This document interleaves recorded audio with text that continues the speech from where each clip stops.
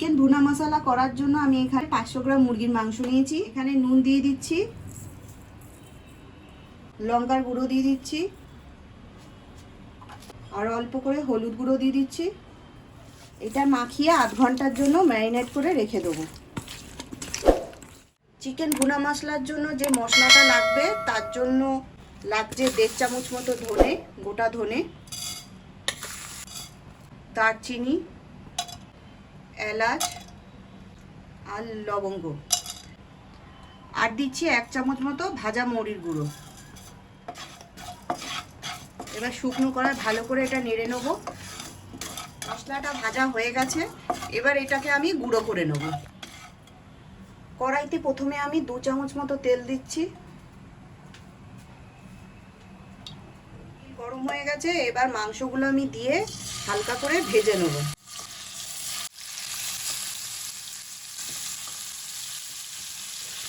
Medium flame করে হালকা করে মাংসটাকে আমি ভেজে নেব।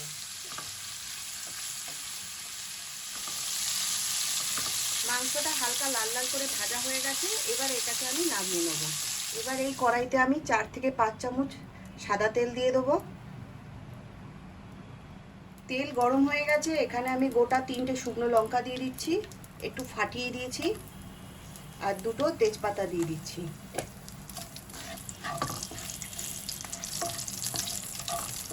এখানে আমি 4টে পেঁয়াজ আর 3টে কাঁচা লঙ্কা চপ করে নিয়েছি, সেটা দিয়ে দিচ্ছি তেলে।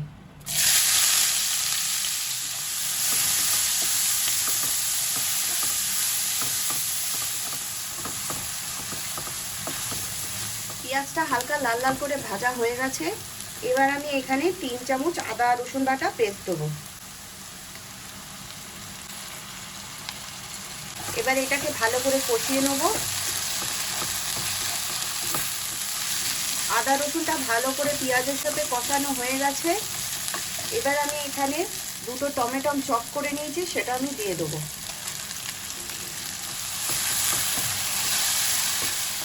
দিয়ে দেবো আন্দাজ মতো নুন, 1/2 চামচ মতো লঙ্কার গুঁড়ো, 1/2 চামচ মতো জিরের গুঁড়ো, আর 1 চামচ মতো ধনের গুঁড়ো। মশলাটাকে ভালো করে আমি কষাবো। আর দেবো 1 চামচ মতো কাশ্মীরি লঙ্কার গুঁড়ো। এবার এই মশলার মধ্যে সামান্য একটু জল দেবো। এবার মশলাটাকে আমি ভালো করে কষাবো।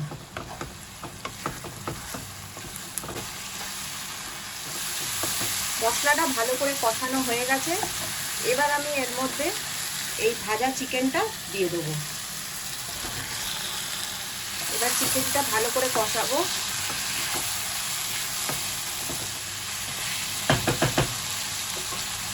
এবার আমি এখানে 4 চামচ মতো টক দই নিয়ে নিয়েছি, সেটা আমি এর মধ্যে দিয়ে দেবো।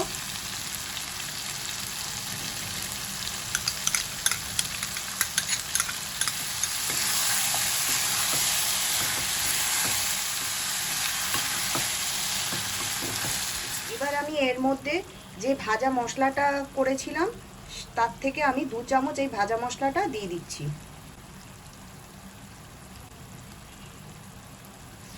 আর এই বাদবাকি মশলা আমি নাবানোর সময় দেব।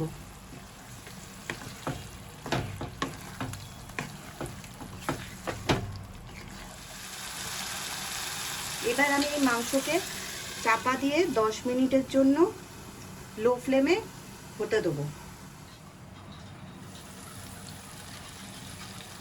মাংসটা ভালো করে কষানো হয়ে গেছে, তেল বেরিয়ে এসছে, এবার এর মধ্যে আমি সামান্য একটু জল দিয়ে মাংসটা হতে দেবো।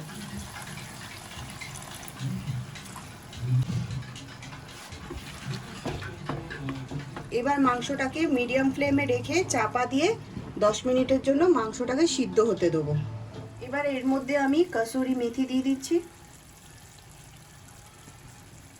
আর বাদবাকি যে ভাজা মশলাটা ছিল সেটাও দিয়ে দিচ্ছি।